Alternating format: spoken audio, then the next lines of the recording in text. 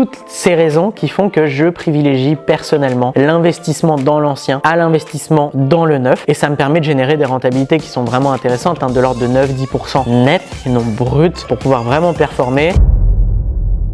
Bonjour à tous et bienvenue dans cette nouvelle vidéo. Dans cette nouvelle vidéo, nous allons voir pourquoi il ne faut pas acheter du neuf et pourquoi il faut privilégier l'ancien. Mais avant toute chose, si ce n'est pas déjà fait, abonnez-vous à la chaîne YouTube pour ne rater aucune de mes futures vidéos sur l'immobilier rentable. Et c'est parti. Alors le premier point qui fait que nous devons privilégier l'ancien au neuf, c'est simplement le prix au mètre carré. Le prix au mètre carré est très élevé dans le neuf, contrairement à l'ancien. Il est même surévalué puisqu'on va le payer 30 à 40% de plus qu'un bien ancien pour la même superficie. Et 30 à 40% de plus sur un bien à, par exemple, 4000 € du mètre carré. On va prendre par exemple, ne serait-ce que 25% sur 4000, on va le payer 5000 au mètre carré au lieu de 4000. Sauf que des rénovations qui permettent de faire passer le bien d'ancien à quasi neuf, c'est pas officiel parce que il vient pas d'être construit, mais de permettre à notre bien d'être quelque chose de très luxueux qu'on va designer nous-mêmes, va peut-être nous coûter 400 à 600 € du mètre carré si vous avez les bons contacts. 400 à 600, on va prendre une moyenne de 500 € du mètre carré, on passe à 4500 du mètre carré, alors que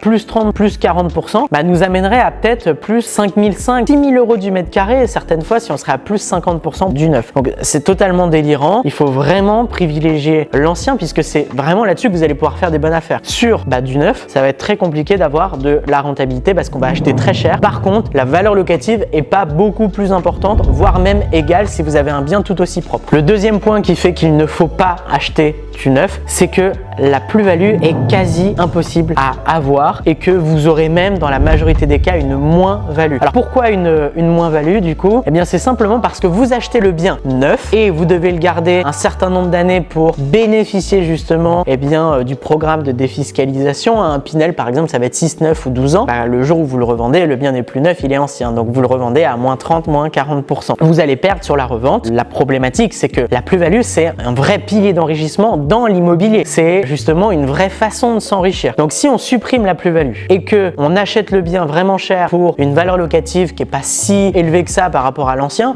quel est l'intérêt d'acheter du neuf? Mais vous allez voir, on va continuer sur les autres points pour que vous puissiez avoir mon avis dans sa globalité. Le point suivant, qui est pour moi problématique, c'est les délais de livraison qui sont très importants. C'est souvent de l'ordre de 12 à 18 mois, mais ça peut monter à 24 voire 36 mois. Et c'est pour moi une vraie problématique puisqu'on peut difficilement se projeter du coup dans le développement d'un parc immobilier si dès qu'on met en place une action, elle commence à rentrer justement en action 2-3 ans après. 2-3 ans c'est énorme, on peut faire beaucoup de choses, et attendre 2-3 ans qu'un bien se mette en place, c'est pour moi très problématique. Et le point d'après qui est en corrélation avec ce point là justement, les délais de livraison peuvent être vraiment très longs, c'est le fait qu'on puisse avoir aussi des retards. Vous avez une date affichée de 18 mois par exemple pour la livraison, rien ne vous empêche d'avoir votre bien à 24 ou à 36 mois s'il y a des retards. Des retards liés aux matériaux, des retards liés justement à la construction, de l'administratif, il y a énormément de possibilités. Et même si vous êtes un des premiers acheteurs, acquérez par exemple un lot dans l'immeuble qui est en projection de construction, donc qui n'est pas encore construit mais qu'on projette de construire, il suffit que les biens ne se vendent pas si facilement que ça,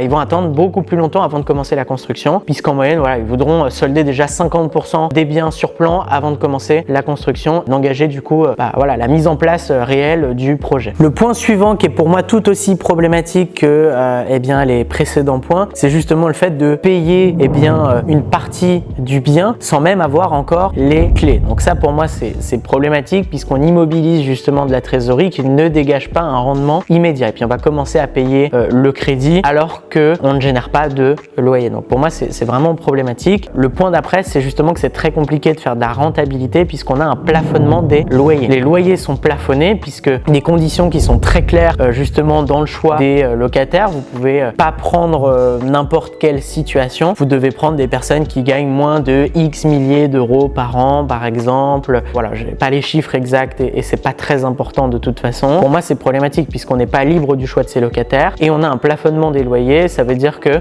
la valeur locative que vous allez allez dégager est bien moins importante que la valeur locative que vous auriez générée avec de l'ancien. Donc rappelez-vous, on paye plus cher, on génère moins pour une défiscalisation qui est pour moi la plus grosse arnaque des temps modernes, parce que vous allez économiser en impôts, c'est beaucoup moins que ce que vous allez perdre lors de la revente en moins-value. Donc il va vraiment falloir faire attention à tous ces points-là. Le dernier point, c'est que très souvent la situation géographique du bien, l'emplacement d'achat, se trouve loin du centre-ville et donc loin des quartiers qui prennent de la valeur. Plus souvent des nouveaux quartiers qui se construisent, donc on parie sur l'avenir, qu'un quartier qu'on connaît déjà avec une croissance qui a déjà fait ses preuves justement, puisque dans les centres-villes il y a juste plus de place. Alors on peut acheter de l'ancien dans un centre-ville, ça va prendre de la valeur. Par contre, acheter du neuf, ça va être beaucoup plus compliqué ou beaucoup plus cher. Voilà, à vous de choisir. Toutes ces raisons qui font que je privilégie personnellement l'investissement dans l'ancien à l'investissement dans le neuf, et ça me permet de générer des rentabilités qui sont vraiment intéressantes, de l'ordre de 9-10% net et non brut, pour pouvoir vraiment performer, mettre en place un locataire qui paye mon crédit, mes charges, mes impôts et derrière me reverse un excédent de trésorerie qu'on appelle aussi cash flow positif. Je m'enrichis avec la plus-value à terme parce que j'investis dans des marchés qui prennent de la valeur. Je m'enrichis avec l'amortissement de capital puisque mon locataire paye mon crédit, donc des intérêts, mais aussi de l'amortissement de capital, donc du patrimoine net, et je m'enrichis avec l'excédent de trésorerie, donc le cash flow positif qui me permet soit d'augmenter mes revenus, soit d'augmenter mon cash que je peux remettre en apport pour réinvestir et mettre en place une stratégie de croissance accélérée par exemple avec l'effet cumulé. C'est une possibilité, mais pour moi l'ancien c'est vraiment le type d'investissement à privilégier. Si vous le couplez à de la colocation, si vous le couplez par exemple à de la location courte durée, voilà, tous ces types de multilocations qui sont explosifs en termes de rentabilité, vous allez avoir des vrais résultats rapidement. Et si c'est ce que vous souhaitez mettre en place, j'ai préparé une formation offerte totalement